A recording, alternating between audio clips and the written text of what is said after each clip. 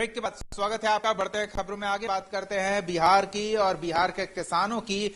बिहार की अजीब विडंबना है कि आधा बिहार सुखाड़ की चपेट में रहता है अधिकांश साल के समय और आधे बिहार में बाढ़ की स्थिति बन जाती है और ऐसे में किसान सबसे ज्यादा प्रभावित होते हैं। बाढ़ प्रभावित इलाकों के किसानों के लिए राहत सरकार ने मुहैया कराई है। जो नुकसान हुआ है किसानों का बाढ़ के कारण, ग्रामीण इलाके के बाढ़ प्रभावित लोगों को सरकार की ओर से राहत पैकेज मुहैया कराया गया है।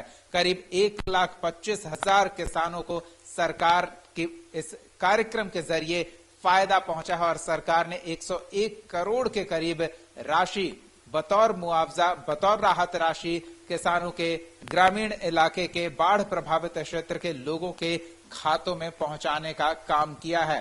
मुख्यमंत्री नीतीश कुमार ने सीधे डीबीटी के माध्यम से ऐसे बाढ़ प्रभावित इलाके के लोगों को ये राहत पैकेज मुहैया कराया है।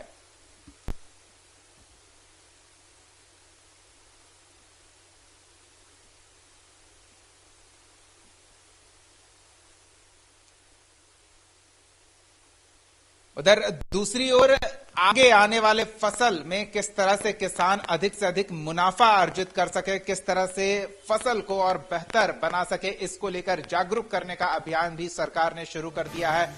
रबी फसलों में किस तरह से बढ़िया पैदावार हो, बेहतर मुनाफा हो, इसको लेकर लोगों को जागरूक करने के लिए रथ रवाना किया गया है और इस रथ को मुख्यमंत्री नीतीश कुमार ने हरी झंडी दिखाकर रवाना किया। इस दौरान उप मुख्यमंत्री और विभागीय मंत्री भी मौजूद रहे। ये प्रचार रथ किसानों को रबी फसल से बेहतर उत्पाद, रबी फसल के बचाव, खेती को लेकर नई विधि के बारे में पूरी जानकारी देगा।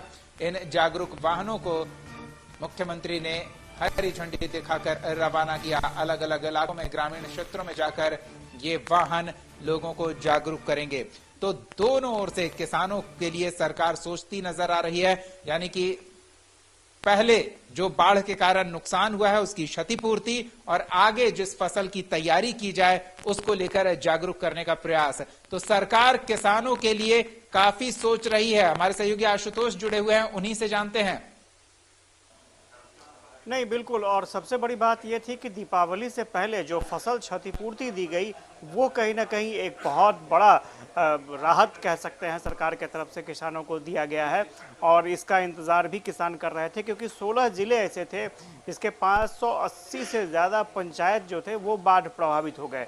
और सबसे बड़ी बात ये रहेगी कि वहाँ की जो कृषि व्यवस्था थी वो पूरी तरीके से चौपट हो गई, फसल का नुकसान हुआ।